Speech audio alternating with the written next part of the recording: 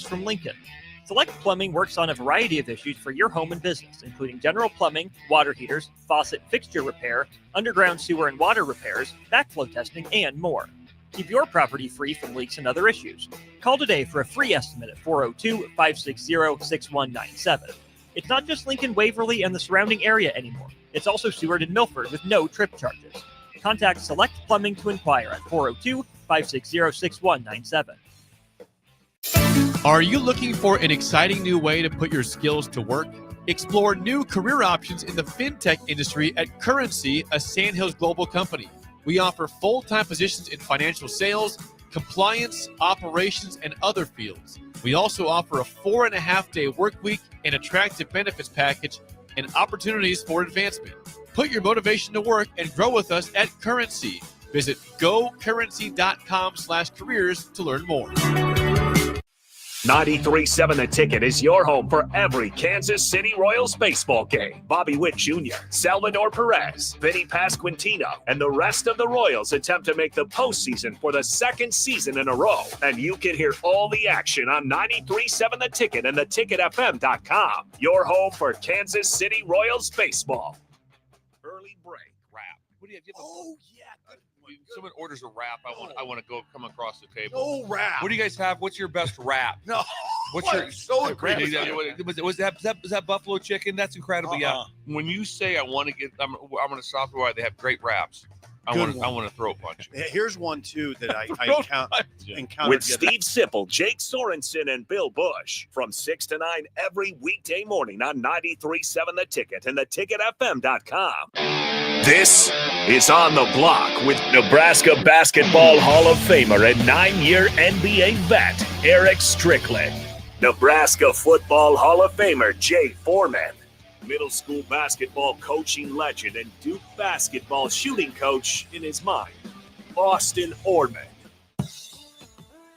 Coming at you live from the heart of Lincoln, America, on air and online at theticketfm.com. Sponsored by the Mercado by Certified Piedmontese. This is On the Block with Eric Strickland, Jay Foreman, and Austin Orman.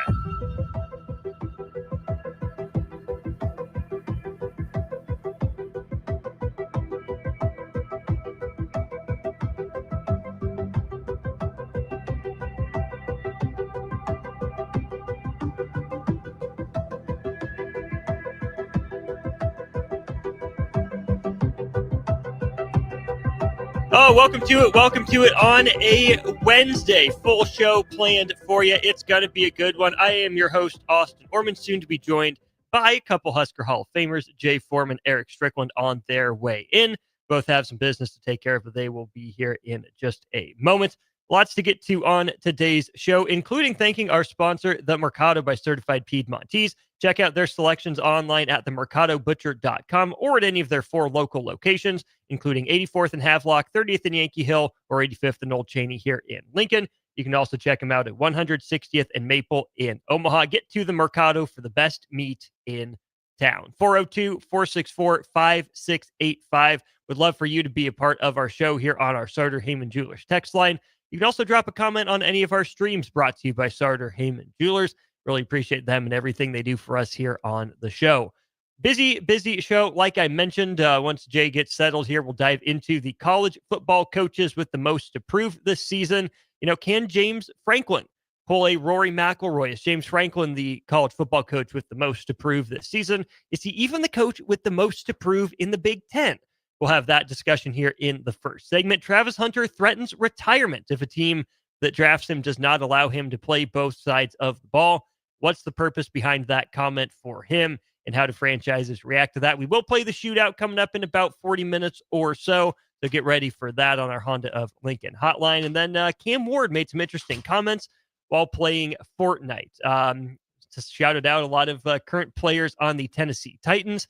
Is that really making Cam Ward a lock to go 1-1? Does he know something that we don't? What's the rationale for those comments? All that and more ahead. But first, a big shout out to Lexi Rodriguez becoming the first Nebraska athlete to win the AAU James E. Sullivan Award, presented annually to the most exceptional athlete at the collegiate, Olympic, or other similarly elite level in the United States. That's the 95th award Lexi beat out Trey Augustine from Michigan State, who plays hockey. Cooper Flagg, basketball player from Duke. Ashton Genty, running back from Boise State. Lee Kiefer, who's an Olympic fencer. And then Ilya Malanin, a figure skater for Team USA as well. Again, first Husker to win the award. Just a handful of volleyball players have won. It's Lexi, along with Lauren Carlini and Catherine Plummer. The only other Husker to win the award was Rulon Gardner back in 2000. Lexi Rodriguez joined a club of a few other Huskers who had been finalists for the award, including Kelsey Robinson, Michaela Fecky, Kelly Hunter, and Ani Albright. But congrats to Lexi Rodriguez for winning the James E. Sullivan AAU Outstanding Player Award. Let's bring him in, Jay Foreman. Jay, welcome in. How you doing? What's happening? Lots to get to, so let's just dive into it. College football coaches with the most to prove this year. Who's facing a big year? Ooh, Mike Norvell down at Florida State. That's easy. Big time coaches. I guess I'll throw you off a little bit. I'd say, and it's different in the sense of, what they have to prove. So I'll say I always go with James Franklin. Mm-hmm. No matter what he does until they really win a big game. Till he pays you back that steak dinner. He ain't gonna, no. I mean, I like James Franklin, but I think for him, it's a different type of prove it. Prove it to the stupid expectations and the goal line that constantly gets pushed away from him. Is he where Dabo was before winning the first one? No, because I think here's what I think. James Franklin personality is perceived to be Dabo's present day, but when Dabo needed to do it, he was like, "Oh shucks, he's just trying to figure." Little old Clemson, little old Clemson, elevated from wide receivers coach, right? So it's different circumstances. So I think James Franklin in that sense. By no means do I think he's going to get fired because he get hired as soon as he walked out the door. And I'm sure he would probably leave before he got fired. So that's not going to happen. But I just think the goal line for him, maybe nationally more than locally, or maybe a little bit both, is always kind of moving. It's always kind of like fluctuating. And another one I'm going to say, and this is, again, the same thing. I think he probably has taken on the best coach perceived in the nation. Assuming just because of his association with Nick Saban, I'm going to say Kirby Smart. Ooh, really? And here's what I'm going to say it. Kirby Smart in the sense of, you won back-to-back championships. You drastically ain't looked the same. No. The most important position that you have on your team, you've never had a quarterback develop. You've never had a guy. I'm talking all the way back to Justin Fields now. Yeah. I mean, Mark Richt was the last guy with a good, legitimate, right. And Murray, you're right. Yeah. Murray and Stafford. Yeah, Murray. Oh, yeah, for sure, Stafford. So those things go hand in hand. Mm-hmm. So, like, if you're not winning national championships, but you're putting out quarterbacks, you're like Lincoln Riley, right? Right. Well, he's won a couple. He's not going anywhere, but I think he has something to prove that you can do it another way. And he, quite frankly, could throw out another first-round pick laden defense, just good enough offense, and win it again. So I'm saying something that's not even somewhat true. We got a good text here. Mississippi Mud Dog. I was going to say this is my third guy, Kalen DeBoer. And I think it's just because the personality of the guy that's been the best of all time is drastically different. You start to hear the reports. I think their tight end was talking about guys were late to meetings, with no accountability. The way they looked in the bowl game, and you got just beat up against Michigan. A mediocre Michigan. Didn't look like you were ready to play. And you looked a little soft compared to Bama's teams of prior. I mean, that's just honestly. And do you fit in down there? Yeah. I think he will answer the belt, maybe not to that magnitude of Nick Saban. And then along those same lines, like, is as much as Ryan Day proved this year that he should be able to go to bed at night, not having people doubt him. There'll be people doing it as soon as he gets to Michigan week. Yeah, because of last year. So In the year before that, the year before that. Right.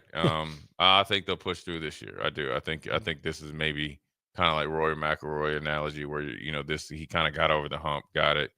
A superior coaching job to get a team like that quite frankly embarrassed themselves, losing to Michigan like that at home, and go on and play to their potential. That takes a really good coach and lets you know that everybody in those walls believe in them. So, and then last but not least is our boy, Mr. Dry Meat, Lincoln Riley.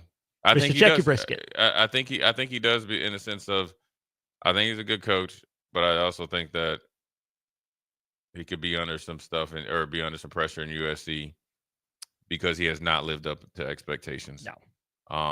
He's lost a numerous amount of players, particularly the quarterback position. The Branch brothers gone now too. Yeah. So and you know what? Losing players in this day and age, I don't think it's a big deal anymore. It's not, but it is. No, it's not. But it is. No, it's not. It's still USC. No, I'm just saying across the board, anywhere. No, it's not a big deal because these kids these days have no loyalty, none. Majority of them. I mean, in what I'm saying, when I'm making this statement, I'm talking like player 1 to 5,000. Sure.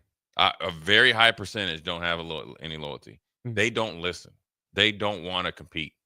They want it easy. That's what. And there. Now I will say this: there's certain reasons why guys get in the portal, and I believe some guys. I like the portal for guys that, like for me, I'll just talk to them. I always feel like if you get up here as a former player, you always have to, have some humility, mm-hmm. right? Look, I was starting on 95. Okay, mm-hmm. Greatest team of all time. If it's not the greatest, it's the second greatest team of all time. The best defense ever in Nebraska history. Mm-hmm. I was ready to go. I was willing to go to Michigan and sit out. Now, it was different circumstances because of that. But I decided to come back and compete, and it worked out for myself. Mm-hmm. But if you take even fast forward for me, I was by no means a 4 or 5 star recruit, even though I thought I was, We're telling you differently. Right. I started this spring number 7 or 8 on the depth chart. I would have probably, just how dumb I was or short-sighted I was then, I would have probably left because I wouldn't even have waited out and seen the guys just pluck themselves off, and I started to pluck them off. And then at the end of spring, I end up, starting the spring game. So I think those circumstances. What's a spring game? We don't have those anymore. Yeah. And I think those circumstances, or like Justin Fields, where mm-hmm. He's better than Fromm, even though Fromm ended up going to the NFL. He played barely. And then I got the Jake Fromm experience in Indy. No, right. Thank you. So I understand that because there's only mm-hmm. one quarterback that can play. You generally don't rotate quarterbacks. So I understand that type of deals. So, but then I think just in general, a lot of guys go in the portal. Number one, I think these kids like getting recruited more than they like playing. Yeah, it's a lot of attention. Yeah, a lot of perks. Right. Mm-hmm. So that's like a drug to sure. them. Mm-hmm. And that's great because just say if you're player A, you come to Nebraska, let's just say you play something, but you don't show up to meetings on time, you don't eat your meals, mm-hmm. you don't recover, and it's constant headache for your coach. Even though a game or even though a few games you were productive, right? And the team hasn't given up on you because they're still, trying to support you're still you. good. Yeah, mm-hmm. but they're trying to support you. Mm-hmm. They're just asking you to do in what I just mentioned, the bare minimum. What everyone else is doing. Right. Why can't you? Not even we haven't even got to where you do something more. Okay. Mm-hmm. But the first chance they get, they go in the portal because to do less. To try to get away with what they wouldn't do here. Mm-hmm. But sooner or later, you're going to have to do what you asked to do here somewhere else. Well, more likely than not, that's going to be down a level where your talent is going to be worth the headache, where they'll let you get away with it even if they don't want to because you're just too good for that level almost. You're running away from in a maze that doesn't have an end to it because eventually, Pac-Man will get you because the things that you aren't willing to do here at Nebraska or at said school, mm-hmm. when you're playing and they're supporting you, they believe in you, develop you, and all that stuff. Mm-hmm. And then as soon as you meet any type of adversity, and you decide to leave, and if the new place, so what you're going to go do something for somebody at a new place? Why would you do that there? Okay, that's fine. Say you get to kind of, because anybody that's in the transfer portal and they're in the spring right now. I was letting you know. I know this. Everybody's been talking about James, but he's on his best behavior right now. Yeah, I'm just letting you know he's on his best behavior right now. You ain't seen the real James Williams yet because he's not comfortable. He's on his best behavior. How could you be a few months in? Oh, everything's great. You just this is the funny. I mean, let's be honest. You ain't out there playing spring ball like we were. So you got to work out. You do a couple, doing your thing. Positional drills here and there. Yeah. And it's spring, and you're down in Florida. It's all good. Mm-hmm. But when that season comes now, and you don't have anything to draw back on, it'll be obvious.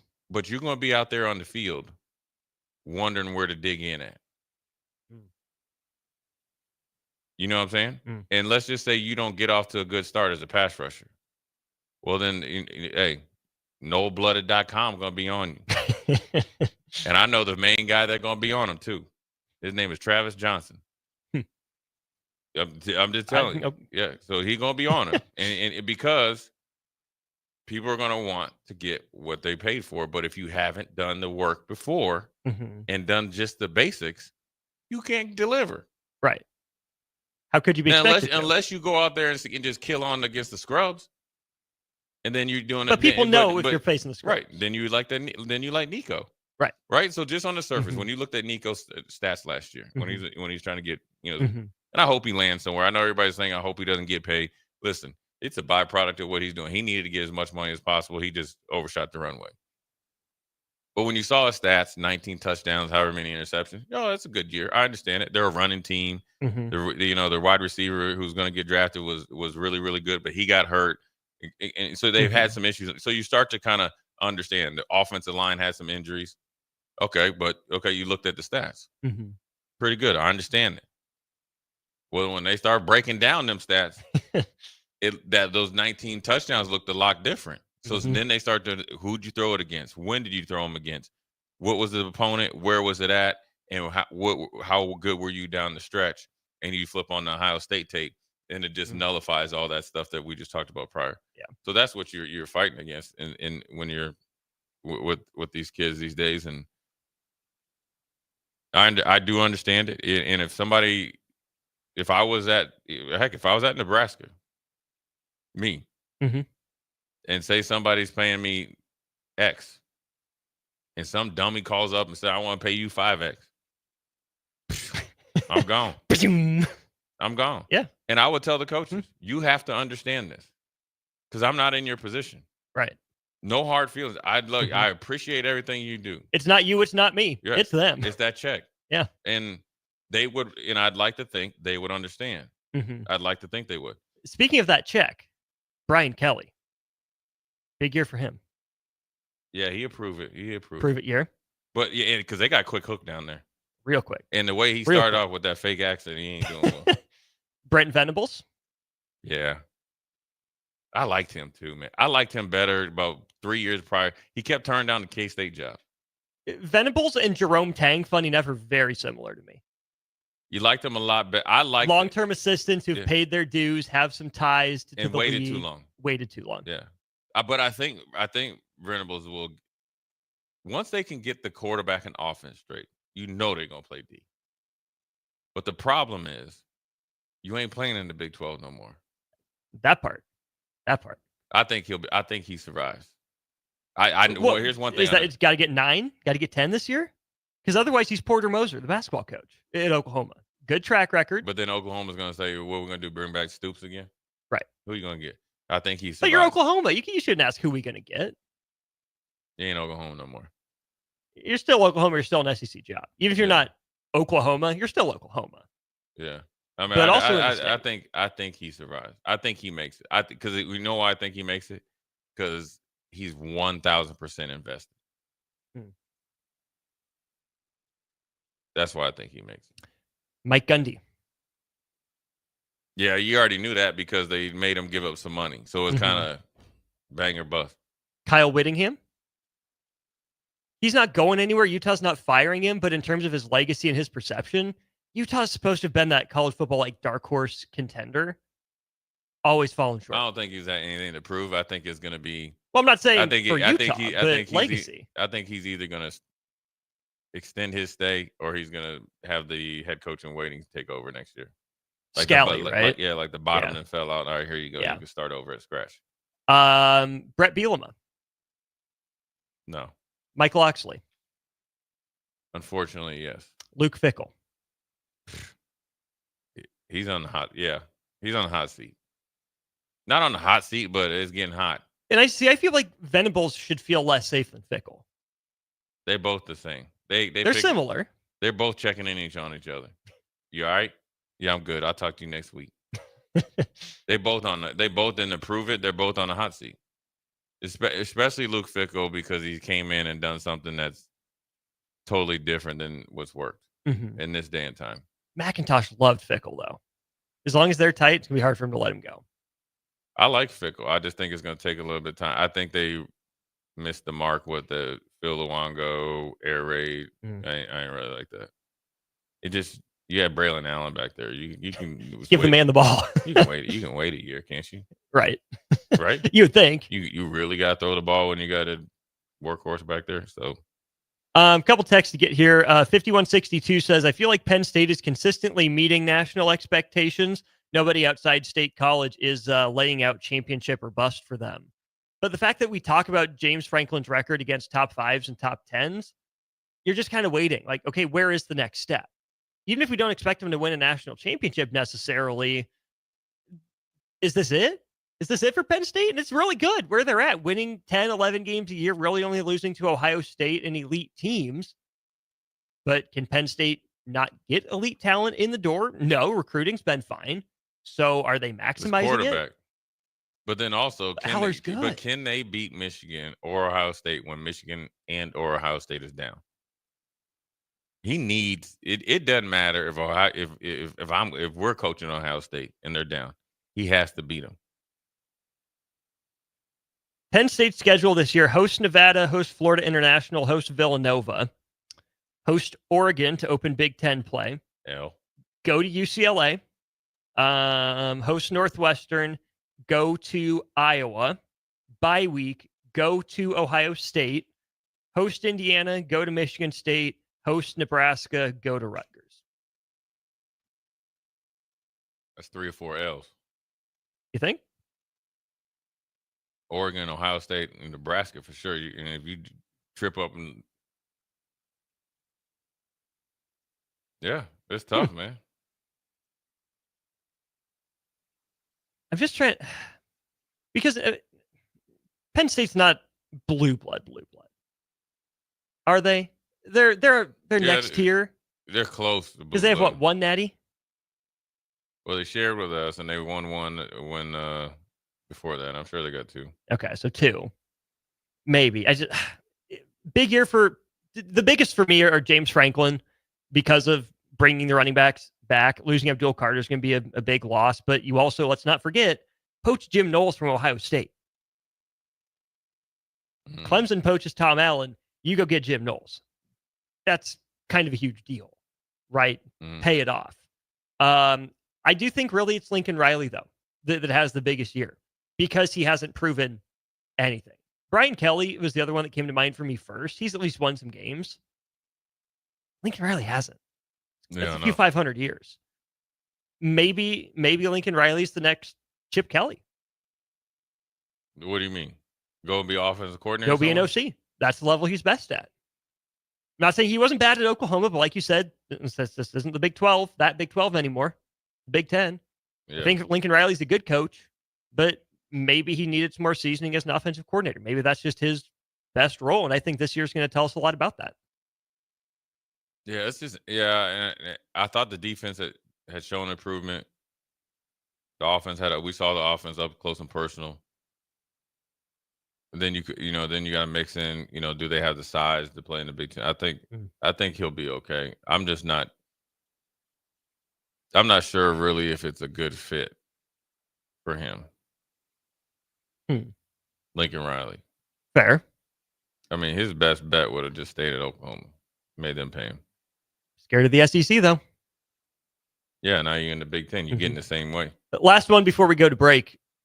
How similar are Dan Lanning and John Shire to you?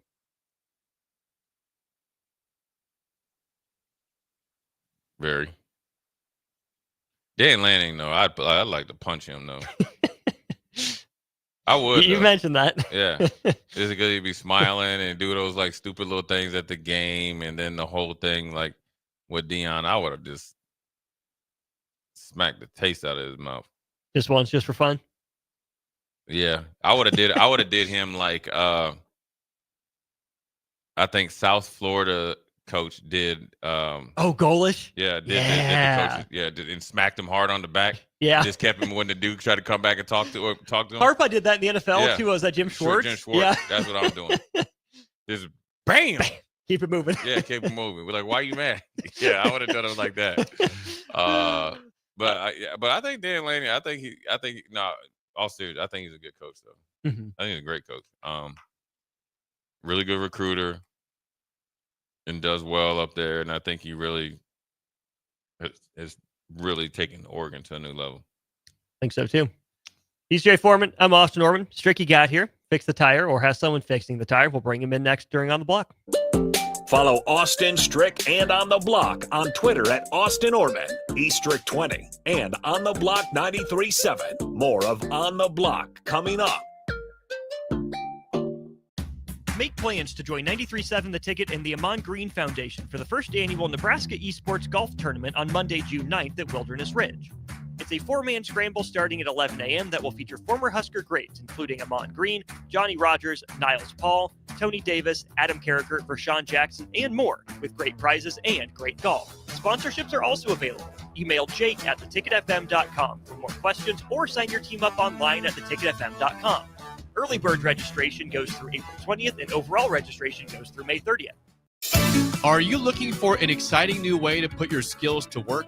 Explore new career options in the fintech industry at Currency, a Sandhills global company. We offer full-time positions in financial sales, compliance, operations, and other fields. We also offer a 4.5-day work week, an attractive benefits package, and opportunities for advancement. Put your motivation to work and grow with us at Currency. Visit gocurrency.com/careers to learn more.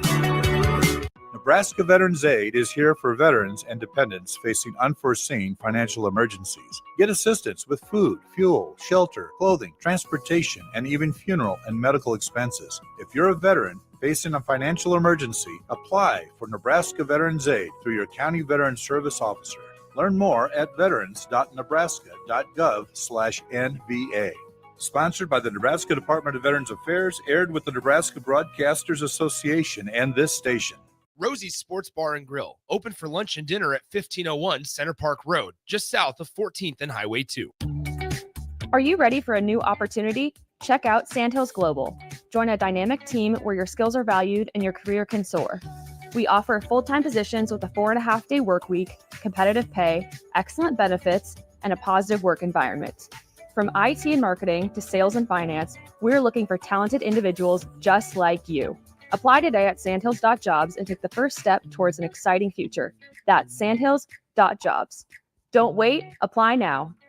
93.7 The Ticket, Fox, KFXL weather. Sponsored by John Henry's Plumbing, Heating, and Air Conditioning. Your Lincoln forecast for today, we'll see mainly sunny skies with a light breeze, an afternoon high around 80. Tonight, a chance of showers and storms, otherwise partly cloudy, low near 59. And tomorrow, a slight chance of showers and storms, otherwise partly sunny, with a high near 86. I'm meteorologist Kyle Flecker from 93.7 The Ticket and theticketfm.com. Garage doors can break down or quit working at the worst times. At Doors Plus, they understand that a broken garage door sometimes means repair and not replace. Sometimes, all you need to make your door like new again is a few bolts, a realignment, or even a new balance. Trust the pros at Doors Plus to handle your garage door repair the right way so you can get on with your busy schedule. Visit them online at DoorsPlusLLC.com or give them a call today at 402-590-5800. Doors Plus. Garage doors and more. Wall-to-Wall Wine and Spirits is your place in North Lincoln to go for all your needs in wine, spirits, and beer. They also have a large variety of cigars in their walk-in humidor, and they have a top-notch walk-in temperature-controlled high-end wine room. Plus, you can enjoy free samples from their tasting bar.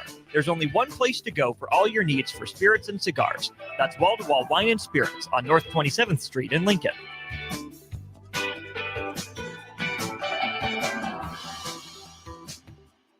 93.7 The Ticket is proud to provide listeners with daily opportunities to win contests and prizes on our airwaves, and would like to take this opportunity to remind you of a couple rules. All participants must be 21 or older and must wait 30 days after winning a prize to participate in another contest. Once you win, you have 30 days to pick up your prize at the KNTK Studios, 1040 O Street in Lincoln, or your prize will be forfeited. Thank you for participating in our contests, and thank you for listening to 93.7 The Ticket. Fleet Feet Lincoln is excited for the upcoming spring season and the warmer temps, and they want you to get outside and be active. Fleet Feet's Fit ID process takes a free 3D image of your feet to help runners and walkers alike find comfortable tennis shoes and inserts that ease pain associated with plantar fasciitis, bunions, and more. Get back on your feet this spring with a trip to Fleet Feet, open 7 days a week at 77th and Pioneers.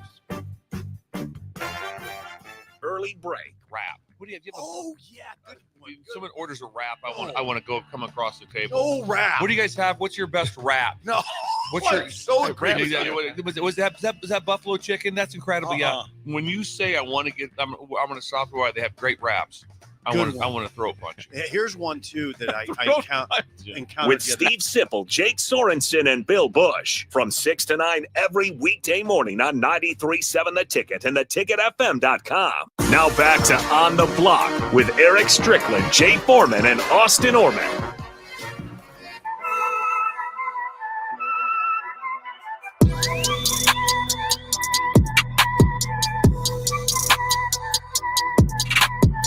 Welcome back into On the Block. We got the whole crew together. Jay Foreman, Eric Strickland now in the house as well. Stricky, welcome to the show, partner. I'm doing good, man. I just had to, get a little quick tour. Pump it up. From DP. Well, that's something too. The new podcast studio is looking absolutely wonderful over there. So for those of y'all who have an interest of doing what we do, not to the level, because on the block there's a lot of especially off-air conversations that go on, but you can have them in there. So that's pretty dope. I actually thought that was pretty dope. Now, yeah, I missed y'all for one segment, but you see Stricky stay on it, jump in an Uber, ride down O Street, do what I do. O Street's where my old stomping grounds used to be. The streets do not forget, Eric Strickland. The streets do not forget. So got here in a good time. Second segment. Jay, thanks for holding it down for your boy. You're welcome, dog. Yeah, appreciate you. Fellas, we talked a little bit about Travis Hunter yesterday. This dude over here. Ah! You next. Him. I'm third in line behind Nick and Stray. Him. Jay, I just a regular old guy, man. Man, what a beautiful day. Stricky came out with shorts today. I tried to copy you. Yeah, you're good. Yeah, you copying all right. Shorts. Right. We both got the same type sweatshirt on. Mine's just a little bit more gray. Yours a little bit more olive. And then the odd man out over there with the Creighton Royals shirt need on. one. Royals need one with the tonight. Creighton shirt on. No, sir. No, sir. Kansas City Royals. You know how Chris you do Bubich it. to the bump tonight. 5:25 pregame, 6:05 first pitch from Yankee Stadium. Speaking of Yankee Stadium, that's where the Huskers played their bowl game.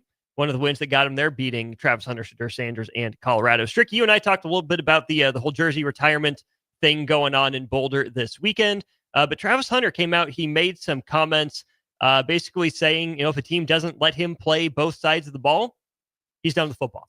He'll quit. Yeah. He'll walk away. So my first question is, what's the motivation for that? What does he gain by saying that? Why would he come out and say that? I'm going to pause real quick, and I'm going to look at Jay and say this. What's happening? Is this a Caleb, just a switched up version of Caleb Williams? Or was Caleb, which one's worse? What he said for leverage, or what Caleb tried to pull with getting the ownership into the team? I think Caleb is. I think what Travis Hunter is doing, he's creating that. Right now, everybody's jockeying for.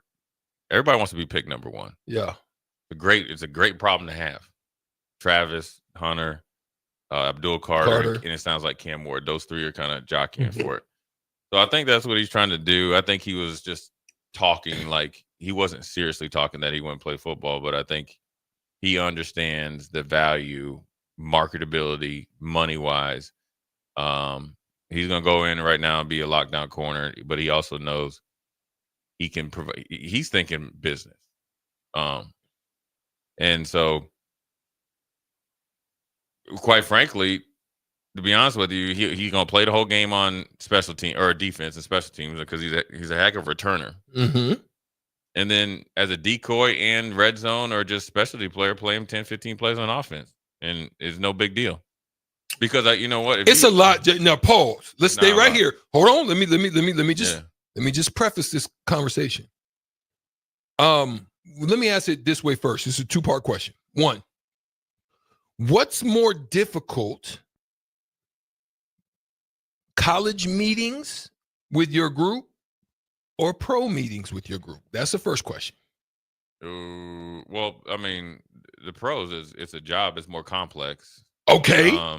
But with him, he ain't gonna have a problem. Okay. Yeah. I mean, he's come up to be an academic All-American, so he's a very. Yeah. But let's add just a little tidbit to that. Time-wise. Oh, for him. Well, the great thing about him, and this is the good thing about him, if I'm a GM, the dude loves football. Okay. He loves football and video games. You ain't got to worry about it. So for me, I'm just saying how difficult that could be. So if you have just a package for him, that minimizes the time and all the extra intricacies that go with it, right? With the game planning. He'll be able to read coverages on because you're going to have to be in 4 rooms. No. You have to be in a wide receiver room. You'd have to be in a DB room, and you have to be in both the defensive coordinator and the offensive coordinator. But the way it goes, special teams, the whole team's in there. The whole team. Well, yeah, that's even a separate part. I'm not even talking about that. And then he's going to play defense. Right. And then they'll meet with them outside of it about the offense. Okay. He ain't going to be going through wide receiver drills. Right. He roll out of bed and get open. Then if you're saying it's lockdown corner side, why didn't he do anything but wide receiver drills in his pro day? Because because you can do that. So, okay. I'm just asking. Yeah, I want to know the mindset of a football player and how they thinking things through. Listen, Deion is the puppet master. Mm-hmm. You already know who he is over there. What you need to see him do at corner? I seen him up close to I didn't know he was that big though. Yeah, he's 6'3". Yeah, but I didn't know he was that long. And he's strong. You don't need to see him go in the back. You've seen that before. You've seen him lock up right quick. You seen old Michael Haynes and Lester Hayes in new form right here. Then he's out there just playing around trying to help Shador. Yeah, these dudes are just hanging. They chilling. Yeah. They doing their thing. You know, more power to them, man. They got power. So flip side of that then, if you're a front office, right? If you're a GM, you're a head coach, you hear these comments, how do you react? Because for me, I'm calling your bluff, right? We want you. We'll see where you're best. We'll play you there. If you want to walk away, you walk away, but we think your eyes are going to be open that you're going to have to pick one. That'd be dumb. You be like the dude from the Giants. Not you, but the dude from the Giants. Here's what I'm saying. You give him a shot at it, but I feel like you go into it thinking that he's only going to be able to pull off one. You talk to him, and he knows it. Because if you really want to get through to him, you just call Deion. You're going to play corner 1,000% of the time. You're still going to play offense. First of all, as a GM, it'd be dumb not to, unless he starts to pick up some knick-knack injuries or wear down, or if the receiver affects the defense. I don't envision it happening because he played the whole game. You're going to be playing half the defense and then 25% of offense. Heck, even if you only had to play 50% of offense, you're up there. Third of all, when I got drafted, not where I got drafted, meaning I went late 5th round, but when guys were getting drafted this high, they were thinking about you long term.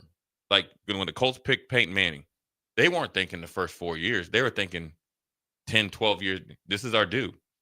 They don't care no more. They're going to use you up and get you up out of there. You know what I'm saying? So there's a couple things. So they ain't going to put a cap on it. As long as you can produce, right? They're going to pay you up until you can produce. And then the sad thing about it is they go, oh, you got too many, your snap count's too high, so we're going to try to pay you less. This is for both of you. Because one question is this, and then I'll get to you. Think baseball, Austin, as I come to you. With you, Jay, where do you look at him? You're GM Jay, Jam Master Jay. Okay. Yeah. R.I.P. Jam Master Jay. Yeah.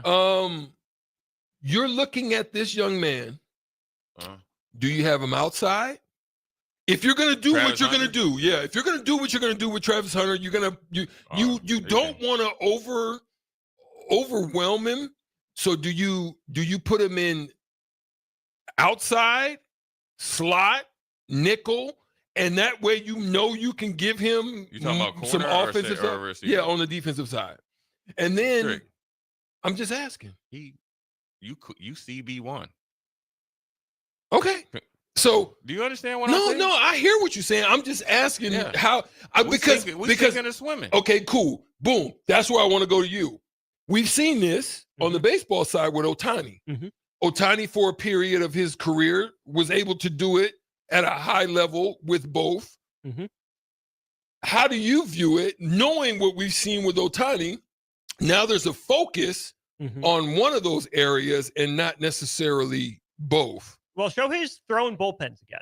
Okay. So he wants to get back into it. But we know there's an injury that came too. So that's why I'm worried about young fella. Right. Because you put yourself in so much, Austin. Yeah. It's kind of like a probability deal, right? If you put yourself in harm's way, the more you put yourself in harm's way, the more opportunities for something to jump off for you. So anyway, that's just simple mathematics. I think when I look at Ohtani, to use the baseball reference here, I still think for the most part his future lies in the batter's box.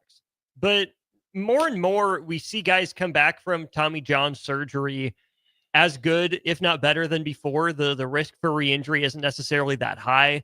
And we're seeing more guys like, a Justin Verlander, like a Max Scherzer, even a Clayton Kershaw to some degree, age pretty gracefully on the mound. Chris Sale had a good bounce back year for the Braves last year as well. Yeah. So what goes first? Will it be Ohtani's arm and his velocity, or will it be his bat speed? I think bat speed drops off a cliff sooner. So honestly, I could see Ohtani, the more I think about it, aging gracefully on the mound. Save it for a couple years, primarily DH, but keep up with the pitching, get enough reps to maintain it. But I don't think he's a huge re-injury risk. And we see more pitchers pitching older now. So I could really see Shohei's bat slowing down before his arm slows down. Now, how does that apply to Travis Hunter? I think that there are a lot more people that see him as the elite cornerback, like Jay is saying, than an elite wide receiver. What's he going to get paid more for? Where can he get a second contract, a third contract at that sort of level? Before you answer, Jay, where does he end up? Like, okay, we say everything's jumping. You can't continue that for 12 years. He'll end up being? He'll be a corner. That's where he'll finish? Starting corner. For 7 years. No, I'm saying towards the tail end of his career, when he's on, he's been doing it early. You mean like, he could go back and play safety like Rod Woodson. Okay, so you would switch him up. But it would definitely be on the defensive side more so than the offensive side. Yeah, well, if you taking him out of corner, that means it's got to be something like with his long speed, right? But he also could just bump into slot corner. That's where he could really do some work, the second part of his career. Okay. Because number one, him blitzing off the corner, how long he is and how explosive he is, and he'll hit a little bit, for as small he is. But starting out, he's gonna be a corner. But this is what people don't really realize. Him matched up against a Jay Foreman in the slot, that's guaranteed 6 points. Him matched up against a nickel, and when they run that, now they run a lot of slot fades, back shoulder fades to the slots and all that stuff. And they run like I call it the China routes and stuff, where they kind of run a drag with the number 3, and then another drag with the number 1, and number 2's hitting it in between the goalposts. And but then you're throwing a jump ball to him against a safety. Oh yeah, he definitely go get it. You got to think he's there. He's not going, in my opinion, receiver wise, is not going there to be Jerry Rice. No, he's going there to score touchdowns. That's what you're seeing. In Colorado, they needed it, but you just seen as the other guys start to flourish, then it started to become, okay, let's give him a little bit of break here. Mm-hmm. And then when we need to play, Shedeur and him did his thing. So I think that's what you're going to potentially get. Now, all that's predicated on them getting a quarterback. Now, depends on where he goes. Now, he goes to 10. If he goes number 1 to Tennessee, he's going to be playing primarily defense. Ain't nobody can throw the ball to him. Now, you go to New York, at least you got Russell, and you know Jameis can throw it to him, especially deep. And so if they're smart, they'll just maximize the potential. He's a once-in-a-lifetime player. They don't worry about your second contract anymore. So it's also, if I'm advising Travis, I understand what you want to do. You already going top 3. Now we got to get you top 3 in the second contract. So how do we do that? Let's maneuver your career now, both by perception, reality, and factually, which is on the field, to make you more marketable, harder not to pay in the future, which he does a great job with the charity work in the community, and he's going to keep his nose clean, knock on wood, and all that other stuff. And then you can do. Then you as long as his girlfriend. Let me be quiet. So let's move on. So I mean, leave that man personal business alone. We are moving on to the shootout with Strick. Stricky's in the hot seat today. Jay Foreman is the lifeline. We need a caller on our Honda of Lincoln hotline, 402-464-5685. $30 at Buffalo Wings and Rings on the line. You know why? Wrap up hour 1. Download our app by searching for 93.7 The Ticket in your app store to stay in touch and listen all day wherever you are. More of On the Block next on 93.7 The Ticket and theticketfm.com. Your new Total Wine in Lincoln has the largest selection of wines, spirits, and beers, plus totally low prices and friendly service from our helpful guides. With over 8,000 wines, 4,500 spirits, and 2,500 beers, you're sure to find your favorites and something new. You can even order delivery, in-store, or curbside pickup. Find what you love what you find, only at Total Wine and More. Now open in Lincoln next to Gateway Mall. Drink responsibly, B21. Salt Mine City is not only Lincoln's newest brewery, but they're also now serving food. Enjoy a full menu of great items daily for lunch and dinner, like their peanut butter and jelly burger with bacon and cheddar cheese, or a Reuben sandwich served on Blackstone rye bread. Don't forget their beef or chicken nachos with guacamole, sour cream, jalapenos, and more. Wash it down with one of their 12 beers on tap, including the popular Single Axle Light American Lager. Salt Mine City, now open 11 a.m. every day but Mondays at 8th and R. Garage doors can break down or quit working at the worst times. At Doors Plus, they understand that a broken garage door sometimes means repair and not replace. Sometimes, all you need to make your door like new again is a few bolts, a realignment, or even a new balance. Trust the pros at Doors Plus to handle your garage door repair the right way so you can get on with your busy schedule. Visit them online at DoorsPlusLLC.com or give them a call today at 402-590-5800. Doors Plus. Garage doors and more. Wall-to-Wall Wine and Spirits is your place in North Lincoln to go for all your needs in wine, spirits, and beer. They also have a large variety of cigars in their walk-in humidor, and they have a top-notch walk-in temperature-controlled high-end wine room. Plus, you can enjoy free samples from their tasting bar. There's only one place to go for all your needs for spirits and cigars. That's Wall-to-Wall Wine and Spirits on North 27th Street in Lincoln.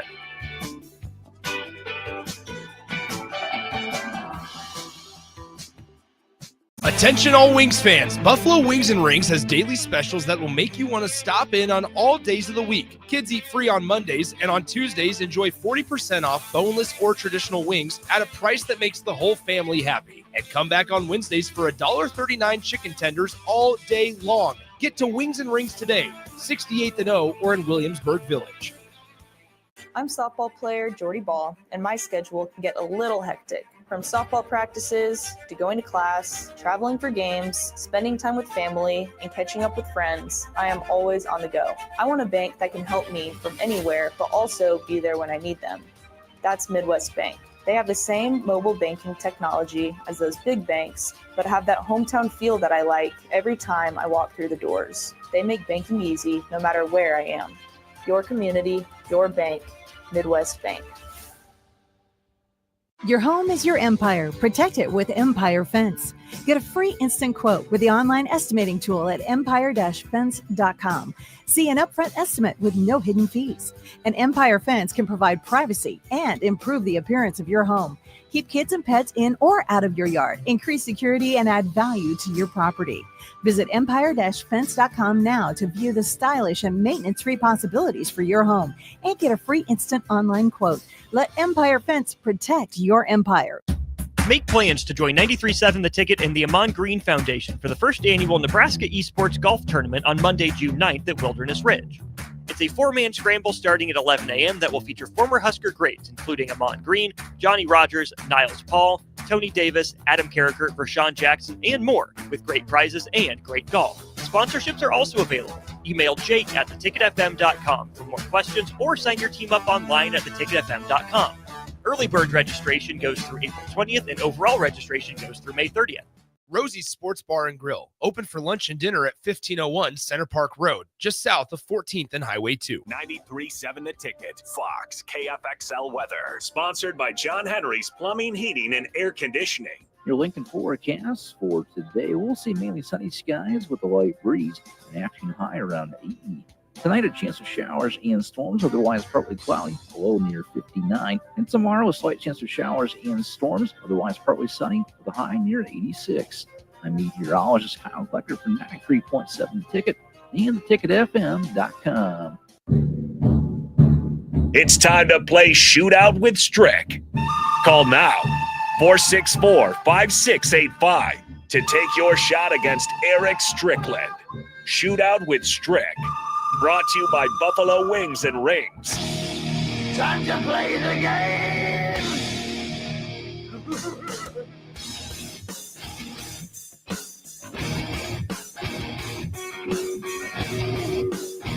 We have a contestant for the Shootout with Strick on our Honda of Lincoln hotline. Let's bring him in.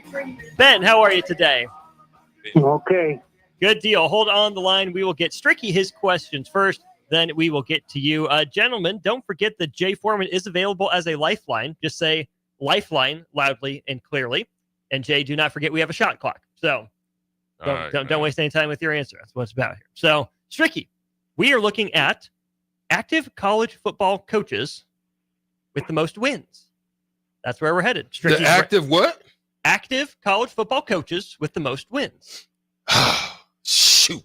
Stricky's round starts here. This is Jay. 3, 2, and 1. He has the most career wins of any active college football coach. Troy Calhoun or Kirk Ferentz? Jay. Is it lifetime? Yeah. Kirk Ferentz. It is Kirk Ferentz. He has the most career wins of any active Big 12 head coach. Mike Gundy or Kyle Whittingham? Jay. No. Gundy. It is Gundy. He has more career wins. Rich Rodriguez or James Franklin? Jay. Rich Rodriguez. Rodriguez. It is Rodriguez, and he has the most career wins in Big Ten football history. Ever? Oh, Ferentz. It is not Ferentz. Jay, do you have a guess just for kicks? Is it recent? Like guys that are coaching? Most career wins in Big Ten football history. This one is not. This is just career, not active. What's his name? The old Iowa coach. Hayden. No. Yep. Hayden. Woody Hayes. Woody Hayes. Oh, Woody Hayes? Woody Hayes. Yeah. Ohio State. Ohio State. Oh, I was going to say Hayden.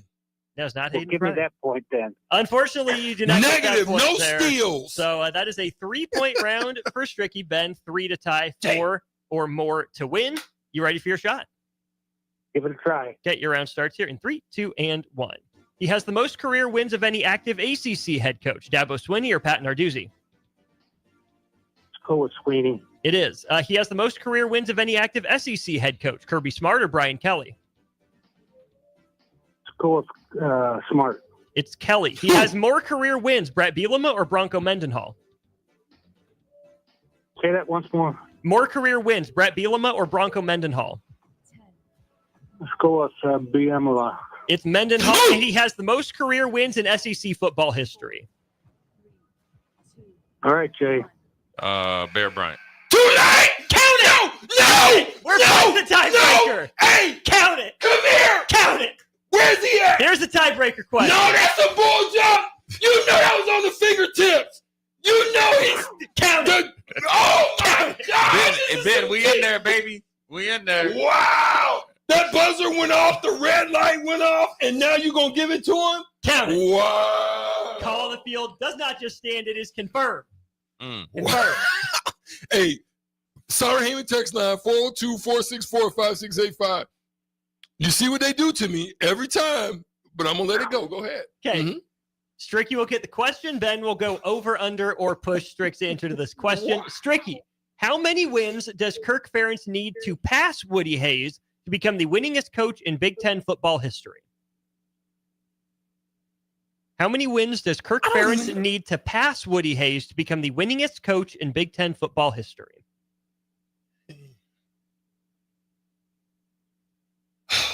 Man, I don't even know how many wins he got. A lot. Oh,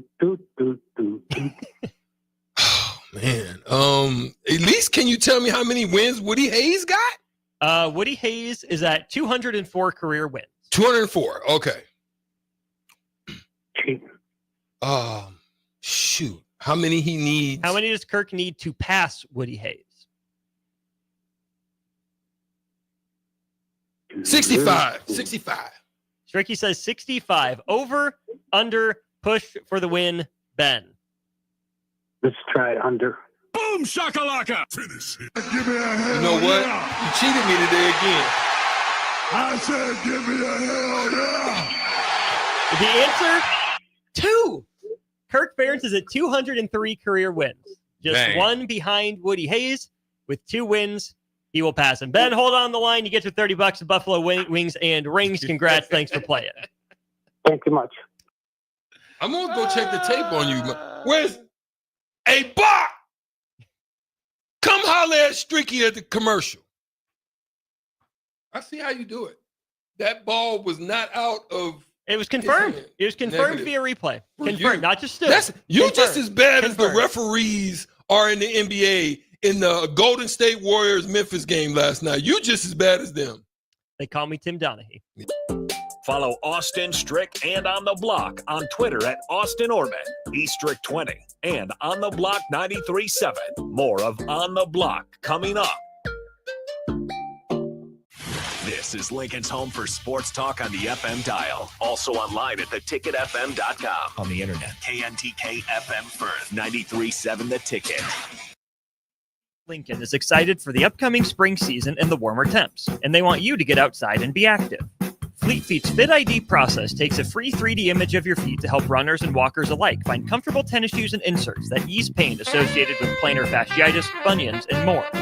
Get back on your feet this spring with a trip to Fleet Feet, open 7 days a week at 77th and Pioneers.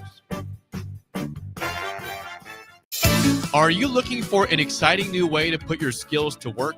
Explore new career options in the fintech industry at Currency, a Sandhills Global company.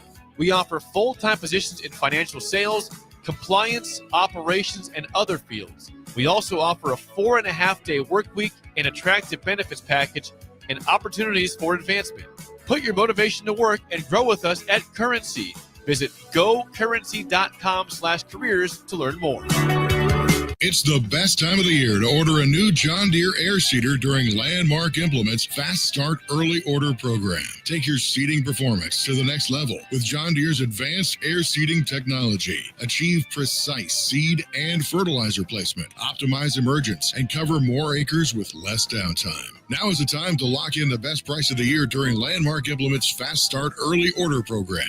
Contact your Landmark Implement for full details and experience the Landmark difference. Buckle up and hang on. This is going to be a good one. The fans of Kansas Speedway know how to have a good time. One that celebrates fantastic finishes. Crash together. So close. And family-friendly facilities. Trading paint. We got feuding. And tailgating tradition. Burnouts. Beer. And barbecue. Oh, it'll for sure be a good time. And you are all invited. NASCAR weekend at Kansas Speedway, May 9th through the 11th. Get your tickets now at kansasspeedway.com. Start your Sundays off right with Jeff and Nicole Essink on Fitness Fanatics. Jeff and Nicole discuss health and wellness, how to achieve fitness goals, and more through the life of gym owners and gym goers. It's Fitness Fanatics from 9 to 11 a.m. on Sundays on 93.7 The Ticket and theticketfm.com. Get rid of pesky critters once and for all with Bats to Rats. Their expert team is here to help you reclaim your home. No more sleepless nights caused by crawling critters or flapping wings. Bats to Rats ensures a safe environment for every family member. Check the website at batstorats.com for amazing offers. And if you mention this ad, you'll receive $10 off your initial inspection cost. Call Bats to Rats today at 402-781-8691. That's 402-781-8691. Bats to Rats. LES wants your feedback. Help shape your electric utility's direction and priorities by taking an anonymous online survey. Make your voice heard before the survey closes on April 30th at les.com/survey. I'm softball player Jordy Ball, and my schedule can get a little hectic. From softball practices to going to class, traveling for games, spending time with family, and catching up with friends, I am always on the go. I want a bank that can help me from anywhere, but also be there when I need them. That's Midwest Bank. They have the same mobile banking technology as those big banks, but have that hometown feel that I like every time I walk through the doors. They make banking easy no matter where I am. Your community, your bank, Midwest Bank. Wall to Wall Wine and Spirits is your place in North Lincoln to go for all your needs in wine, spirits, and beer. They also have a large variety of cigars in their walk-in humidor, and they have a top-notch walk-in temperature-controlled high-end wine room. Plus, you can enjoy free samples from their tasting bar. There's only one place to go for all your needs for spirits and cigars. That's Wall to Wall Wine and Spirits on North 27th Street in Lincoln.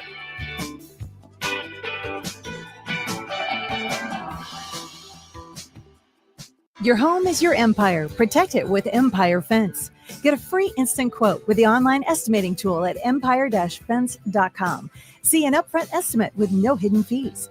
And Empire Fence can provide privacy and improve the appearance of your home. Keep kids and pets in or out of your yard. Increase security and add value to your property. Visit empire-fence.com now to view the stylish and maintenance-free possibilities for your home and get a free instant online quote. Let Empire Fence protect your empire. You know the saying, April showers bring May flowers. Well, it's true for heart health, too. Sprinkling in a few small changes can make a big impact on your heart health. Try adding a vegetable to your dinner or no salt seasoning. Looking for support in making these changes? Join a workshop to learn more about a healthy lifestyle. Search Chronic Disease Nebraska for more details. Paid for by Nebraska DHHS, aired with the Nebraska Broadcasters Association and this station.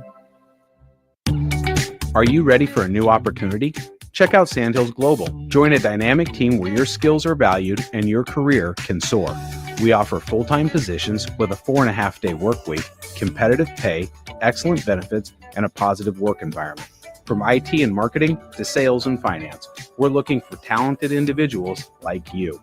Apply today at sandhills.jobs and take the first step towards an exciting future. That's sandhills.jobs. Don't wait. Apply now. Now back to On the Block with Eric Strickland, Jay Foreman, and Austin Orman.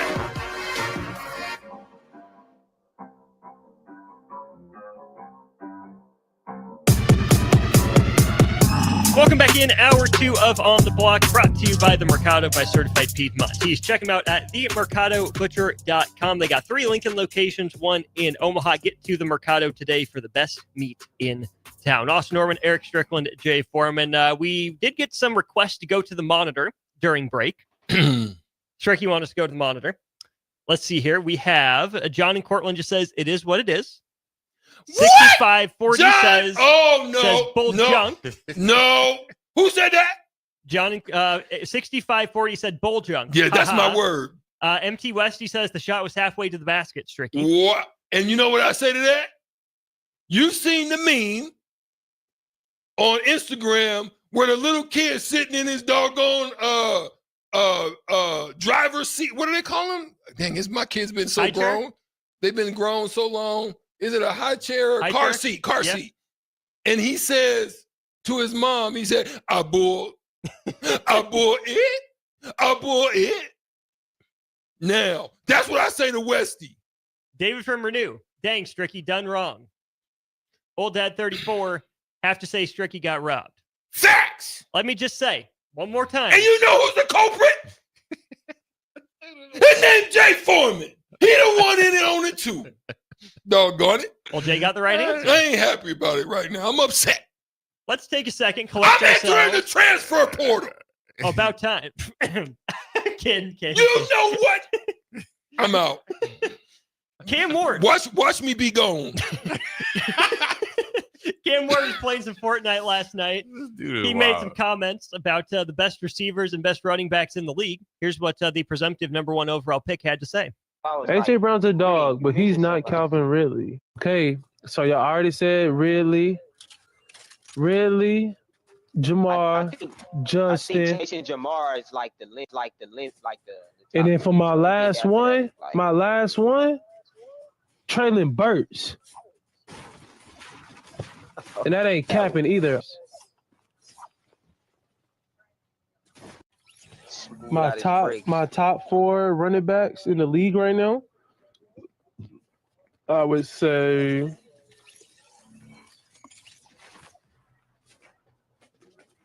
Tony Pollard, Spears. Of the 6 players he named, 4 of them were Tennessee Titans. Did he say Tony Pollard? He politicking. He trying hard. Wow. You better be careful what you ask for. You should have said Derrick Henry or something. They ain't picking no quarterback. Oh, he's not saying Derrick Henry if he wants to go to Tennessee. Well, shoot. That's your mistake. AJ Brown's got some dog, but he's no Calvin Ridley. Man. You know what? That's what he said. The man made his case. I don't know about that. He could do some stuff there. They got Westbrook-Akeen.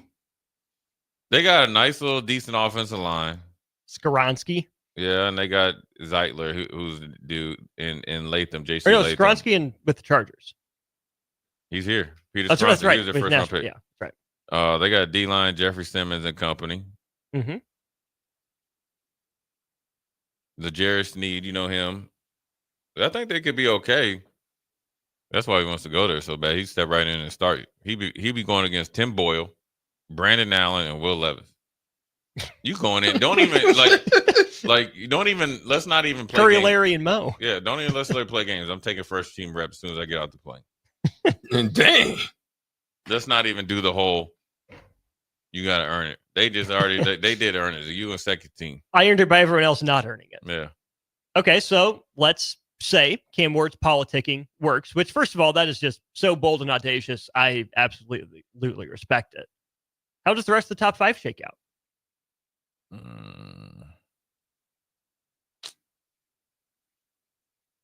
Travis Hunter. Okay, let's go over the draft. Who's the top 3 in some order are most likely to be Cam Ward, Travis Hunter, Abdul Carter. Yeah, do we agree with that? Yeah, I think Cam Ward, Travis Hunter.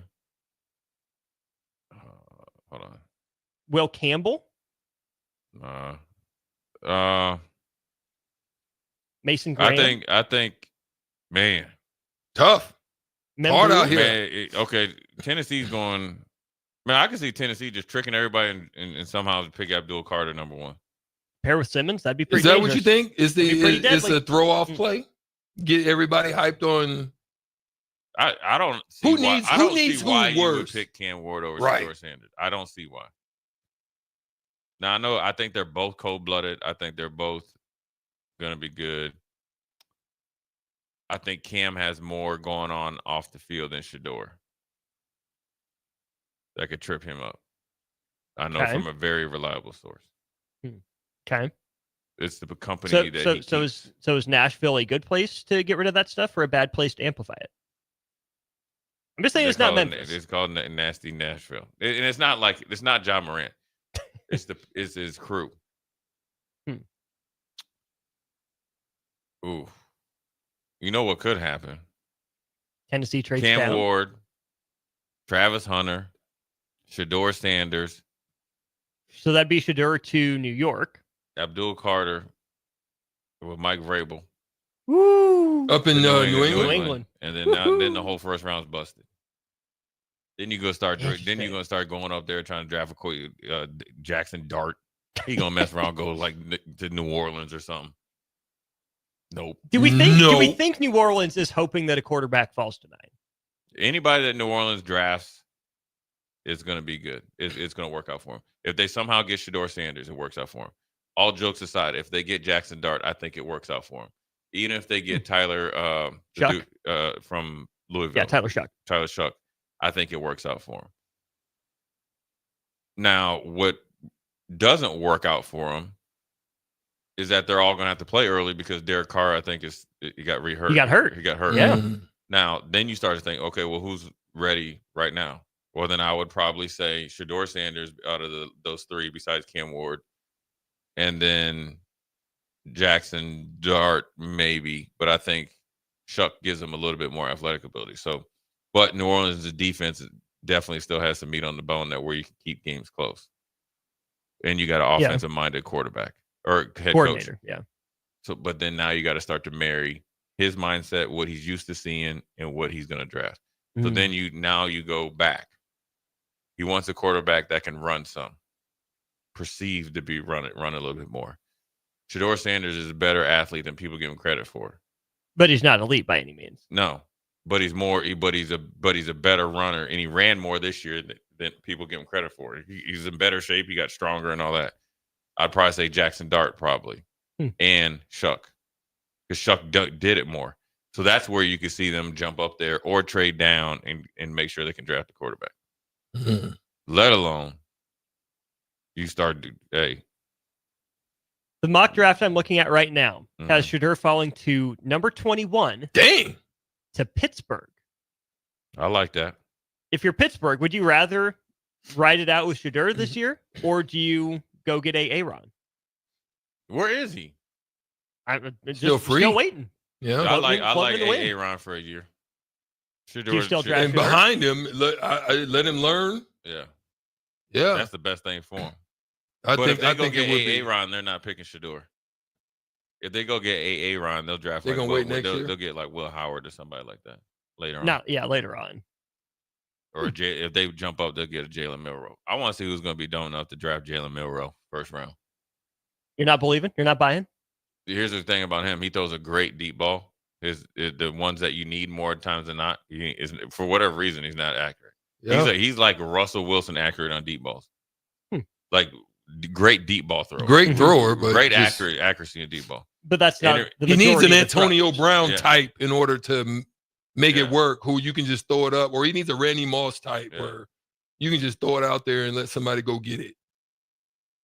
In this mock draft, sorry, Stricky, real quick. The top two picks of the second round are quarterbacks Jackson Dart and Jalen Milroe, with Shuck going to the Saints in the second round. I like that. So I think the quarterbacks that come up early. I think this class is better than what people give credit for, because when you think like a Kyle McCord, who straight up I think balled this year, Curtis Rourke, I think it would win. Gabriel's even in there. Yeah, but he's a little bit tight. He's short. It's almost like overload. He played too much college. So too much time to pick him apart, see what he can do and not. But he's actually going to be really good. And he's more of a system type of quarterback. But I think he fits in multiple places. But Curtis Rourke, if he didn't get hurt or was playing hurt, I think he goes a little bit higher. And then Quinn Ewers, I think, is kind of like the joker of it. It's like number one quarterback coming out of high school, looked really, really good at times at Texas. Is his arm strength really that good, or is he really that good? There it is. The text line wants to know, this is Gus Mohawk, is Ashton Genty being overlooked? I think he could be nasty in the league. The mock that I'm looking at has him going to Jacksonville at number 5 overall. That's probably a little rich for my blood, even if he's a really good player. They've already missed on a running back. They got your boy, ETN. Yeah. I like ETN. You like ETN? Yeah. You really like I him? don't think that just... He's been really bad in short yardage, I but think he's fine otherwise. Genty's okay. I think he's cold. I don't know about that. 5? Well, that's what this mock is saying. Yeah, 5's really high for a running back. But he is nice with it, though. He's got a good body, too. He just he's short. He really does. He's short, 5'8", 210, or 205, 210. That's a hard dude to handle. It's a hard guy to handle coming into them holes. He's got good jump cuts. He's got it like all. his vision. He's got great yeah. vision. He runs behind his pads. He can catch. He's a willing pass blocker. I I think he's going to be good. Okay, so since 2000, the highest drafted running backs, or at least this goes back to 2022. We'll just work backwards. First running back taken in 22 was Breece Hall. Good. 2021, it was Najee Harris. Good. I like that. Fine. The Lions, yeah. 2020, it was Clyde Edwards-Helaire. Now, that's an asterisk because of the situation that he was exposed He went through to. something mental, right? Yeah, but it was he almost the PTSD from the shooting he was involved in. Just take him out of the evaluation. So the next one then was Jonathan Taylor. Yeah. That's a good win. 2019 was Josh Jacobs. Yep. Okay. 2018 was Saquon. Yeah, that's super win. 2017 was Leonard Fournette. I think he had some good. His latter half was better than his early. Before McCaffrey and Kamara. Oh, wait a minute now. That's still, I'm going to hang my hat on Leonard Fournette, but those two I think have outlasted. 2016 was Ezekiel Elliott, who went 4th overall. I think long term that worked. Derrick Henry. Yeah. 2015 was Todd Gurley. 2014 didn't have a running back selected. Well, Gurley injuries hurt him, right? Badly. Yeah. But he was cold-blooded. He was nice. 2014, Bishop Sankey went 22nd in the second round. That was the first running back taken that year. He was from Washington. 2013 was Giovanni Bernard, taken before Le'Veon Bell. 2012 Cincinnati, was right? Trent Richardson. You believe so? Where he was for a while. Yeah. 2011 was Mark Ingram, and 2010 was CJ Spiller. I think Mark Ingram was a miss. I think Mark Ingram was really. I Replacement think he was worth it. Pick 28. CJ Spiller, no, he's in Buffalo. I think his best days were Clemson hitting the sidelines, and you ain't doing that in the league. They hawk you down. Yeah, he didn't have it. He didn't have a lot of shiftiness, and then he got injured a little bit. I just think, and Buffalo's offensive line wasn't as dominant. CJ Spiller kind of reminded me of what's the guy out of Arkansas? McFadden? Yeah. Would you? McFadden was cold-blooded. McFadden was cold-blooded. He was cold? My man had tight hamstrings. I thought he had like straight. 4-4. I thought he had straight line stuff. He did, but he was for real fast. Was it McFadden and Felix Jones in the same backfield? Yeah, McFadden run like he had rigor mortis. I thought Felix was, McFadden looked like he run his legs as stiff like he had rigor mortis. It worked for him, though. That brother was fast, man. He did turn them corners and get out. And he was a big dude, too. He was a big guy. Yeah. Interesting. Who's the most interesting team in the top 5 for you guys? Tennessee, Cleveland, New York, New England, Jacksonville. Cleveland, because it's to me, Cleveland is like it's Cleveland. It's like straight. It's Cleveland.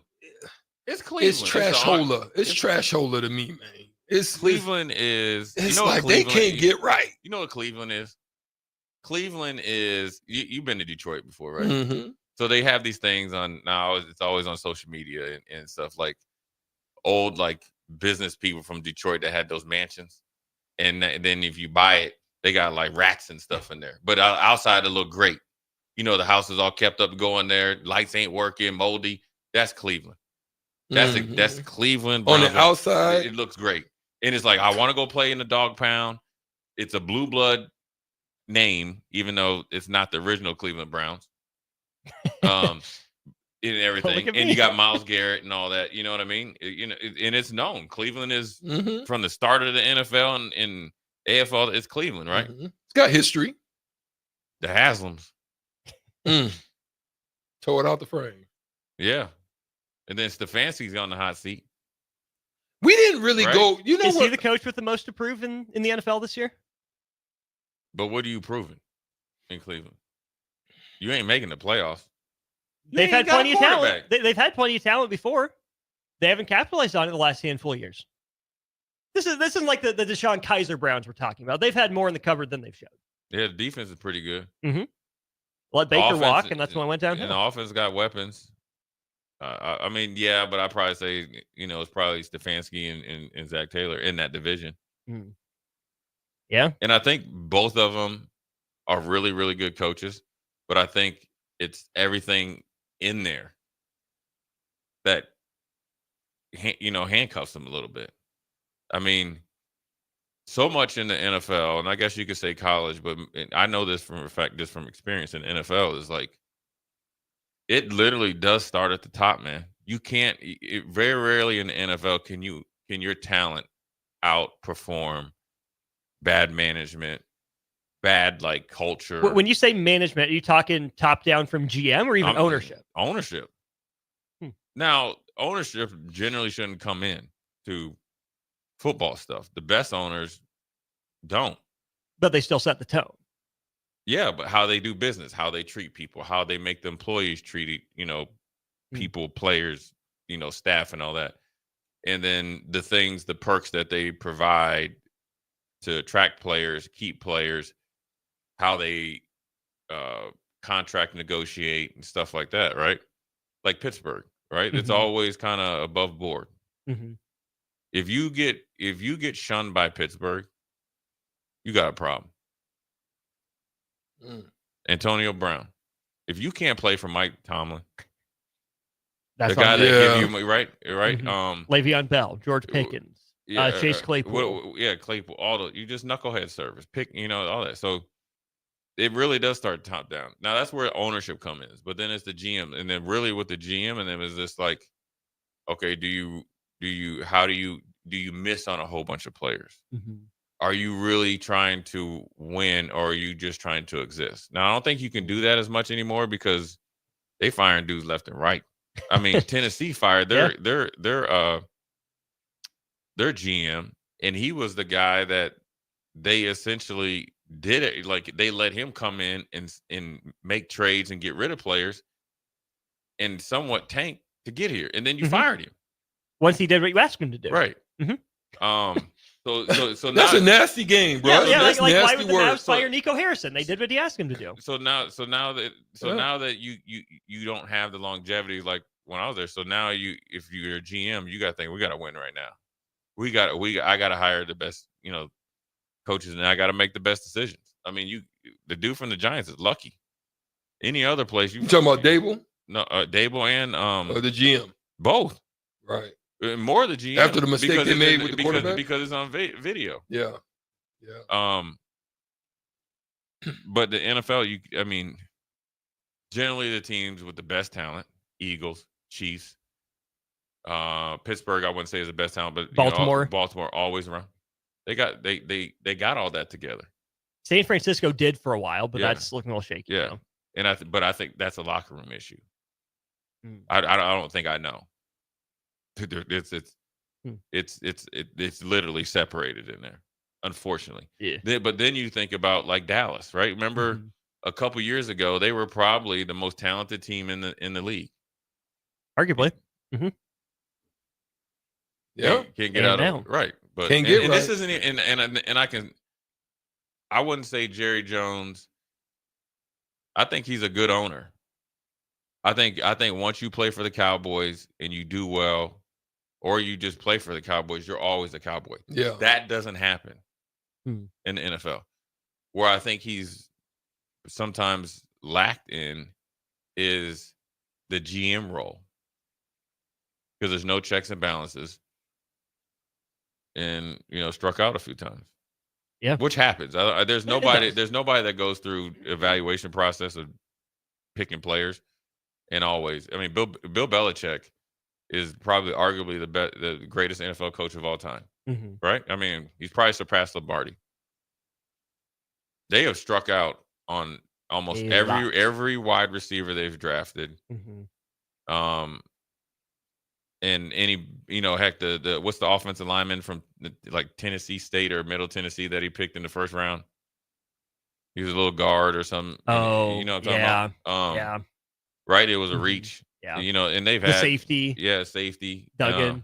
And so or Duggar. Yeah, and then the wide receiver from Arizona State, N'Keal Harry. Harry, excuse me. So they've missed. So so it's not exact science. Where he's done a really good job at, I feel, is taking players and accentuating what they do well and just piecing them together and getting the maximum out of them. So the guy we're talking about is Cole Strange. Oh, yeah. He went down to the Senior Bowl from Chattanooga. No, look, he's fully capable, but you went pick 29, a little bit of a reach for him. He's a backup right now, which is kind of strange, but I think it's just some teams just don't got it. We got to go to break. We got Evan Bland of the Omaha World Herald coming up. We'll certainly keep the conversations rolling after we have a Husker baseball and Husker football conversation with Evan right after this. Download our app by searching for 93.7 The Ticket in your app store to stay in touch and listen all day wherever you are. More of On the Block next on 93.7 The Ticket and theticketfm.com. Buckle up and hang on. This is going to be a good one. The fans of Kansas Speedway know how to have a good time. One that celebrates fantastic finishes. Crash together. So close. And family-friendly facilities. Trading paint. We got feuding. And tailgating tradition. Burnouts. Beer.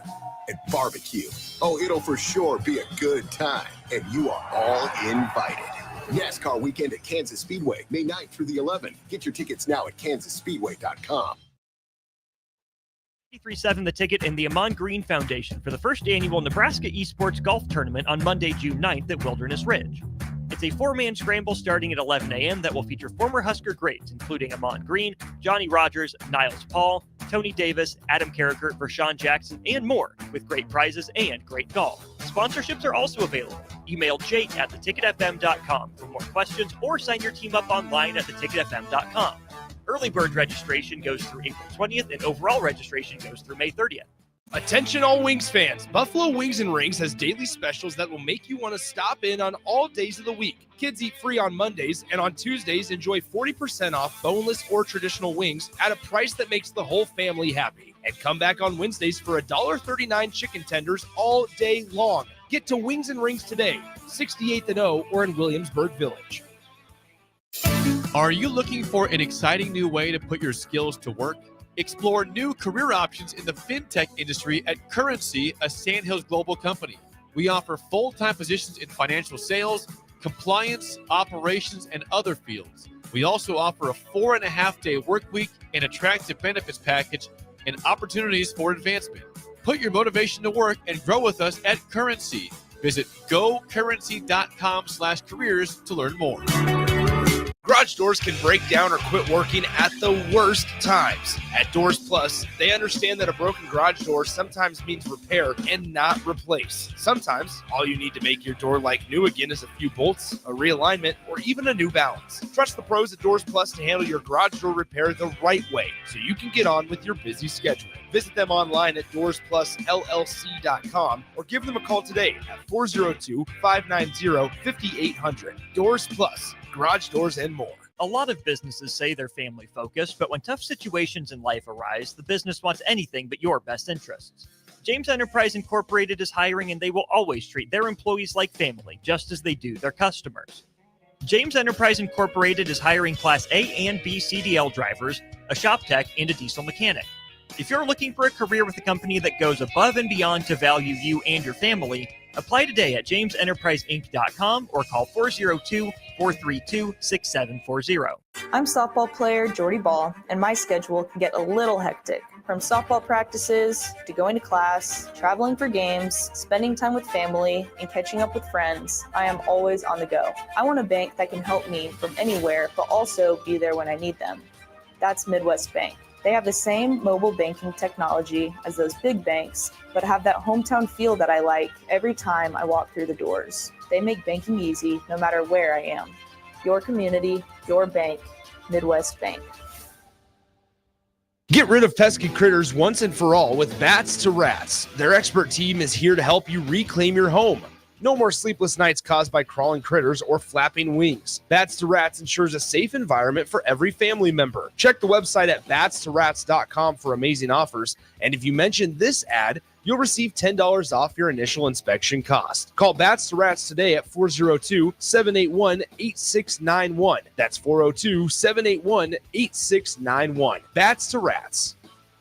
Now back to On the Block with Eric Strickland, Jay Foreman, and Austin Orman.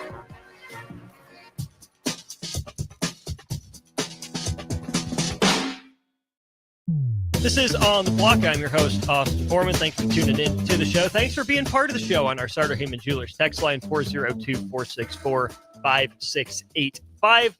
That's the same number for our Honda of Lincoln hotline. And we're on our Aloe Fiber VIP line right now. We welcome in Evan Bland of the Omaha World Herald. Well, Evan, for the first time in what feels like a long time, Husker baseball got a win over an in-state opponent yesterday. How'd it go down? Yeah, they did. You know, it was not the best start, falling behind early, but it was one of those deals where the offense put pressure on pretty much every inning, broke through just enough, and then you had, I think, sort of a coming-of-age night maybe for the bullpen, where you had 6 different guys, and most of whom were not super high leverage for Nebraska at this point. They were a little shorthanded because of fatigue and some things, and so they figured out a way to get it done on the road, and against a team like Creighton that's given them issues for quite a while on weekdays. And so I think as Nebraska sort of hangs around in the at-large conversation, and you can't kind of rule that out yet, I think in that sense it was a big win, and it's sort of cathartic for how this season's gone as well. Let's talk about some of those names, right? Grant Clevenger comes in, gets a strikeout to end a frame. Price Bender picks up the win. Casey Dice, he throws the would that be the 6th inning, or the 7th inning rather, as Broderick gets the 8th and the 9th. Casey Dice has been a guy that, in the closer role, out of the closer role. How have you seen his role and his confidence, develop this year with how Nebraska's using him? Yeah, he was a guy a year ago who was sort of a closer at times. This year, with Luke Broderick on the team, he's been kind of in that mix. I guess I would say for high leverage, just outside the 9th. So he's in there with Christo and with I guess a couple other guys that have kind of come in and out. Timmerman, you could say, would be in that mix now as well. But somebody who, sort of like Drew Christo, Nebraska's not afraid to use him on consecutive days. I think he sort of thrives in that bullpen role of going down there and warming up quick and not knowing if you're going to play or pitch on a given night. It's just sort of the attitude that he has, had a little bit of swing and miss stuff to him. And I mean, he's been a part of some pretty big moments for Nebraska this year where he was able to limit threats or come in. And yeah, I think the bullpen in general has had sort of an outsized role for what the Huskers would have hoped for this year, just because of how short so many of the outings have been from starters. It's been hard to find guys in the midweek to give you 4 or 5. It's been hard on the weekends, especially Saturdays and Sundays. So the bullpen's having to cover oftentimes 6 or 7 innings. So, a guy like Dice is valuable anyway as sort of a bridge into the back end of the game, but even more so when you're really looking for some quality innings. So there's no doubt he is part of that short list of guys that Nebraska is going to turn to when they get into a high leverage spot. Nebraska's played 37 games out of the 50-odd that are on the regular season schedule, at least. You mentioned the bullpen, some guys needing a day off because of how much they've been worked. Is this about the point in the season where you see some of that fatigue set in for college teams? And then do teams, pick it up over the last, 5-6 games in terms of getting their arms back? What's kind of the outlook for the bullpen here over the final closing stretch? Yeah, it is a little, I think, more gassed than you'd like it to be, in part because Nebraska has been playing 4 and 5 games a week here for a while. And again, I just don't think you can overstate when your starter's going like 2 to 4 innings every time. It really does tax things. So Broderick, they used Broderick for 2 innings last night. You'd love it if he could just come in the 9th and do his thing, but they felt like they needed to make a move in that spot. So when that happens, like you're just kind of bringing in guys earlier than you maybe want to do.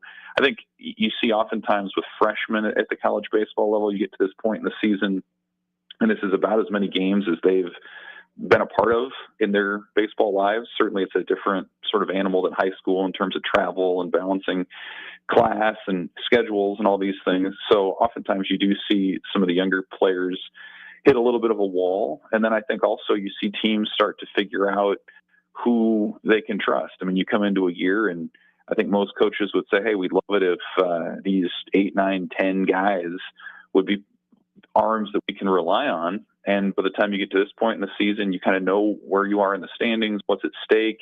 And suddenly that group sort of whittles down to, maybe 4 or 5 guys out of the bullpen instead. So I think that's kind of where Nebraska wants to be. Again, they're probably having to look at more guys than they would prefer just because of some of that ineffectiveness. I mean, they had a game a couple of weeks ago where against Kansas where they had 10 pitchers out there. It's been a long time since Nebraska had 10 pitchers in a 9-inning game like that. So I think they are starting to figure it out. But really, I mean, if you can just get a little bit of more length from your starters, that would go a long way and figured some of this stuff out. And, they're kind of down to that 4-game-a-week rhythm here moving forward. But, you are also to the point now when you're trying to make the Big Ten standings. And if you have to save some of your guys on Tuesday so they're ready for the weekend and you can ensure a better chance of making that Big Ten tournament, that's something else they're going to have to factor in as well. Also looking at the schedule, I mean, we know Nebraska and a lot of Midwestern teams start the year out pretty heavy on the road, right? Nebraska's already played 19 games away from home, in conference, out of conference, midweeks, you name it. But Evan, if you look at what Nebraska has left, it's 3 Big Ten home series, and all 3 midweek games that Nebraska has remaining are at home. The only 2 road series are at Maryland and then at Purdue to close the year. Do you think being at home for an extended period of time can be a boost for the Husker baseball program? Yeah, no doubt. I mean, they draw nationally in the top 15 in terms of attendance every year. They, the win-loss numbers, the production numbers tend to be better at home, which is no surprise.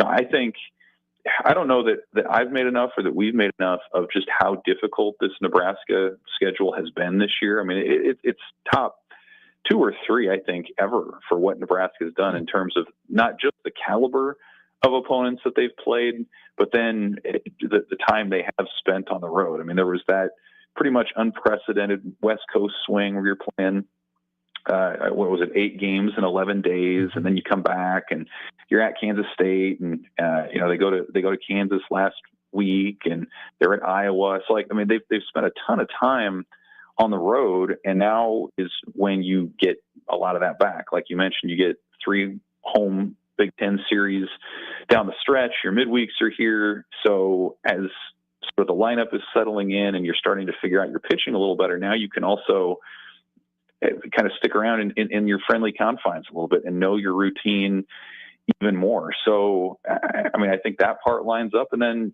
just in terms of the schedule too, I mean, every Big Ten school that's left on their schedule right now is 8th or worse in the standings. So this is a time to make a move from an RPI perspective, in terms of moving up the standings as well. You want to get back up into that top 12. They're just outside of that. But yeah, I mean, history would say that when Nebraska's at Haymarket, it tends to perform better and the weather warms up and the crowd plays a factor. And most of these teams that come in aren't used to crowds as big as what Nebraska draws. So I think as they're figuring things out, the schedule also lines up for them to start making a run here against some teams where they should match up pretty well. On that point there, you mentioned Nebraska needing some help to climb the RPI. With the teams ranked as low as they are in the Big Ten standings right now, is 2 out of 3, on these weekends still the expectation? Is a bare minimum for Nebraska, or are even, losing 1 game a weekend, is that bad enough to hold Nebraska back or pull it down in its RPI climb? Yeah, I mean, it depends on the team. I mean, Northwestern's coming here. I think they're in the 130s with RPI. They're quite honestly, they've really struggled. They've gotten run ruled in 1 game each of the last 3 weekends. They just gave up 27 runs to Northern Illinois last night. So that's a team with some issues. I think if you're Nebraska, you got to hope you can sweep that series and gain some ground. And, in terms of RPI, if you're playing these teams at home, it doesn't quite carry as much weight as what you would on the road. So in that sense, I suppose your opportunities are, diminished just a little bit. But down the stretch, if you win 2 out of 3, I'm doing some quick math here, 5 series left, that's going to put you right back in the mix, certainly for the Big Ten. And, history says if you're top 50, top 40 in RPI and you're in the Big Ten, that's going to give you a chance on Selection Sunday to be in that conversation. And I think the league's even a little bit stronger now with the West Coast teams that are in there too. So you have a little bit more of an opportunity maybe than you even would have had a year ago. So the opportunities in front of Nebraska. At the same time, these aren't schools that are going to really submarine your RPI. You're not seeing teams with RPIs outside of the top 200. So, yeah, you start winning weekends. I think a lot of that other stuff's going to start taking care of itself. We're talking with Evan Bland of the Omaha World Herald here on our Allo Fiber VIP line. Meant to bring this up in the Creighton discussion, but I think now's as good a time as any. Post-game, Will Bolt was apparently very emotional, very energetic, very fired up after Nebraska took down Creighton. And then in post-game made some comment about, it's always nice to win a rivalry game, if you can call it that. Was that a throwaway line that's taken on a life of its own? Do you think Will Bolt meant something by it? When you hear that comment, how do you think that's meant to be taken? Well, I think that he does a really good job of being sort of the player's coach, and then when he's talking to the media, being more of a diplomatic, I suppose, about the way that he presents things. So I think that's very much in line with who he is. That he could, as a former player who played against Creighton and has coached against Creighton for a number of years, would want to be fired up and say, "Yeah, I mean that was fun, guys. Let's keep it going." And then at the same time, come in and sort of as the voice of the program say, baseball's a marathon; it's not a sprint. And I think Nebraska tries to be very conscientious about not labeling anybody, a rival or putting anybody up on a pedestal a little bit more. And there are ups and downs to that. I think sometimes the downside can be you're not maybe as emotionally charged as your opponent if you don't put that game on the same level all the time. But the upside is you can be a little bit more even keel and maybe consistent too. So, I think it absolutely makes sense that with his team, he'd be excited in that moment, but at the same time, be able to sort of zoom out a little bit and say it's one game. If you want to call it a rivalry, that's fine. We're just trying to win, another game. And obviously they're going to turn forward and they need to start winning some weekends to get to where they want to be. When you think about Will Bolton, just kind of big picture where he's at as a coach and where Nebraska's at as a program under his leadership, do you think that Will Bolt wants to beat Creighton maybe more than some of his players have? Is that an unfair reading into it? Because it just seems like from the outside evidence, if Will Bolt is that fired up and you think that a coach takes on the team takes on the personality of the coach, is there a disconnect there between how, Will Bolt approaches the Creighton game and how his players do? I don't know. I mean, I've talked to players after Creighton games for years, and you can tell like when they lose, especially like it carries a different weight than if they're losing on a Saturday to a Big Ten school, or if they're losing to Kansas State on a Wednesday night or whatever. Like, I just think the emotions are there. I mean, a lot of those guys know the Creighton players. A lot of them played high school ball or travel ball together. So I don't know that it's a case of someone wanting it more than someone else. I think it's just, for Nebraska, it's been a consistency issue. And sometimes it's been a depth issue in terms of pitching, especially where they just haven't found a midweek guy that can go out and shove and give them a quality outing. So, I can tell you from talking with Creighton players and coaches, like that game means a lot to them because they feel like they're overlooked oftentimes. And, you can make a case for that, certainly. And Nebraska's kind of been on the other side of that, where they try to treat everybody the same. And I think sometimes that can be a little tricky, and you can almost go too far the other direction. When you're trying not to play it up, you almost downplay it too much. And I think that's the balance they've had to strike from time to time. So without putting words in your mouth, the vibe I'm taking away from your response to this is it's not that the game doesn't matter to Nebraska just because Creighton maybe has the recent edge in series results. That doesn't mean Nebraska doesn't take it seriously or as seriously.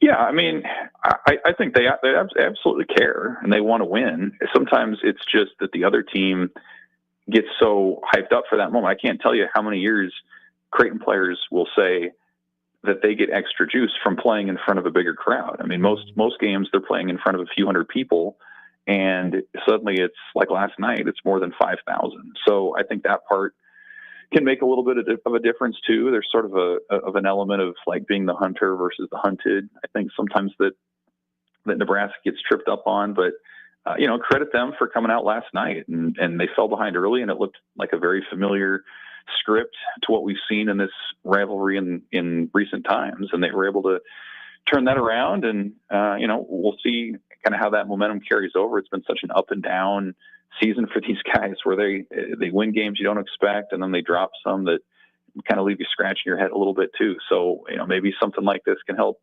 stabilize that mindset a little bit. But they've got that rubber match in Lincoln next month. That should be pretty fun too.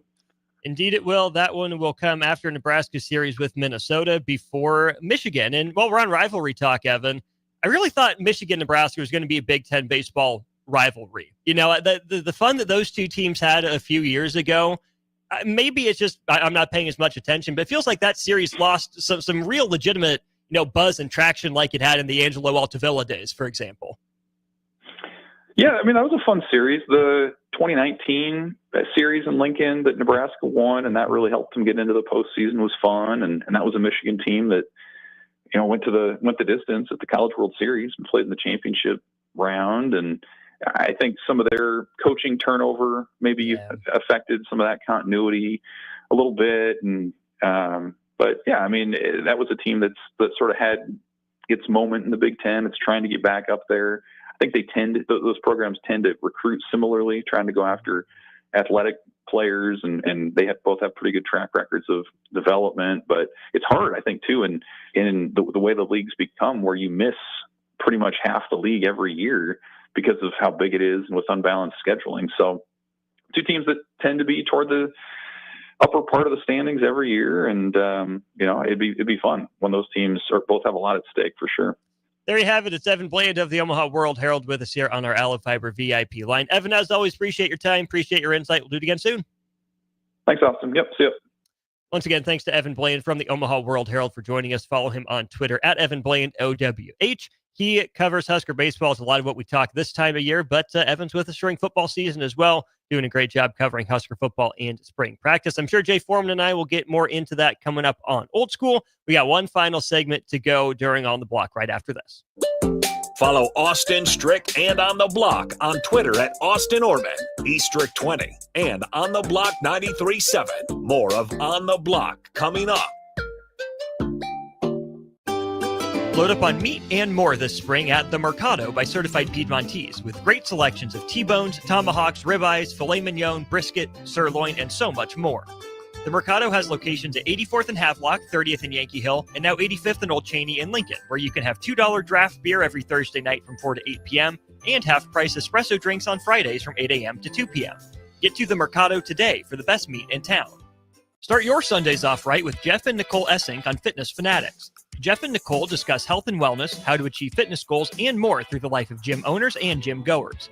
It's Fitness Fanatics from 9 to 11 a.m. on Sundays on 93.7 The Ticket and theticketfm.com. Jack Russell of Farm Bureau Financial Services is here to help you protect things that are most important to you. Whether it's your home, your family, or your future, Jack Russell has the proven experience to get the job done while developing authentic relationships with you. Give Jack a call today at 402-421-9100. Again, that's 402-421-9100. Or visit one of his 2 locations in Lincoln or Seward and learn how you can excel in the complicated world of insurance. Jack Russell of Farm Bureau Financial Services, a trusted and well-respected representative since 1999.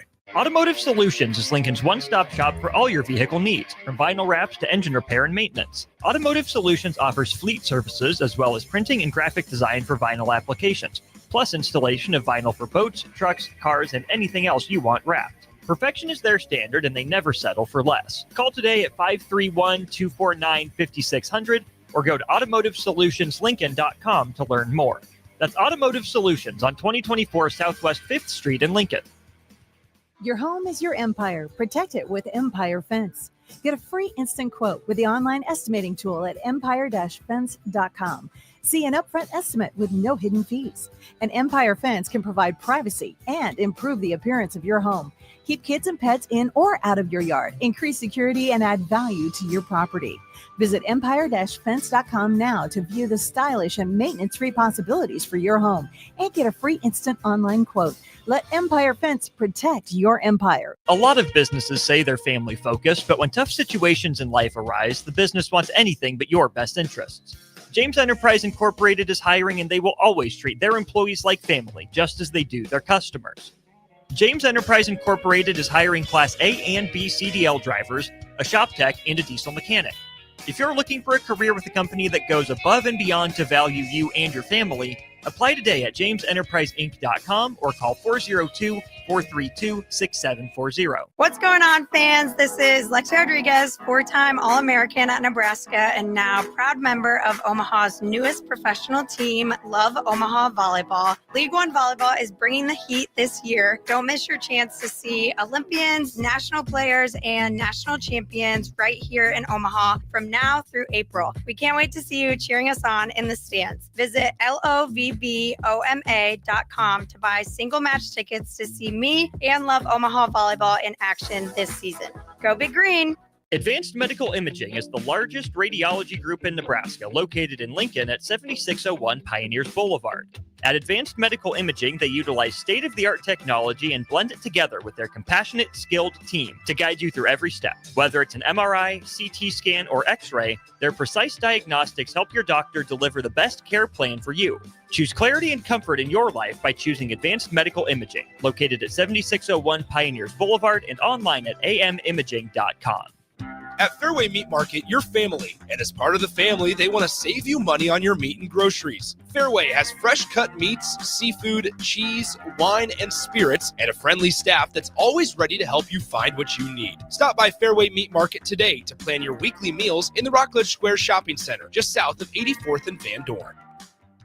Hi, Sean Callahan here for Koppel Chevrolet GMC, and it's becoming a wild ride in the car market these days, but Koppel wants to let you know and assure you that we are staying the course with our usual pricing model. We've still got huge discounts and low interest rates, so let's get after it. We've got over $12,500 off list price or 0% APR right now on select new vehicles. New and pre-owned, our lots are full, so now's the time to buy. Please stop on in the dealership or check us out at koppelcars.com. You'll be glad you did. Stock number G187747. All deals with roof credit. Now back to On the Block with Eric Strickland, Jay Foreman, and Austin Orman.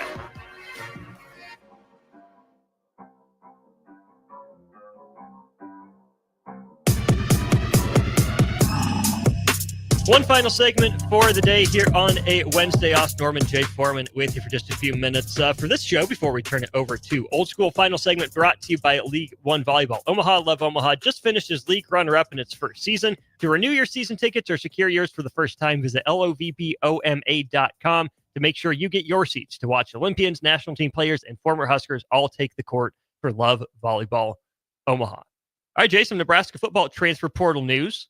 The transfer punter is gone. Dipped his toe in the water, decided to up and leave. Jack McAllister, Nebraska got from Washington, averaged about 40 yards per kick. He's in the door, and now he's out the door. Not one I think many people were expecting. Yeah, I don't know much about punters, special teams guys. I mean, you ever tried to punt? No, I tried to kick once, and this is when I was in Houston with Chris Brown, and he was always talking about. No, I wouldn't. There's no lie. Chris Brown was a great athlete. I mean, legit 4'5", and he's for real. And Chris is always in great shape and stuff. And I was like, man, it can't be that hard. Come to find out. Oh man, I tried to kick that thing one time. I felt like my hamstring was gonna come out to my body, man. You know. Were you trying field goals or kickoffs? Field goals. I ain't had no technique, nothing. So it was. Were you a toe kicker? I don't know what I was. I just wanted to make contact. I thought it was a lot easier than it looked. It is not. To teach it. So, I mean, the punter leaving. I guess it means that he got beat out. What it means is it's Camden Cook season. Let him cook. Let him cook. Let him cook. Yeah. That's what I'm here for. Yeah. Sam Cook, the pride of Seward, Nebraska. I think it'll be all right now. Learn Spanish from one Senor Orman. Yeah, I mean, his son was highly rated coming out of high school. I think, I think he's got used to it, and he probably got better. And nobody better than have your dad teach you the ins and outs and how to be a great punter.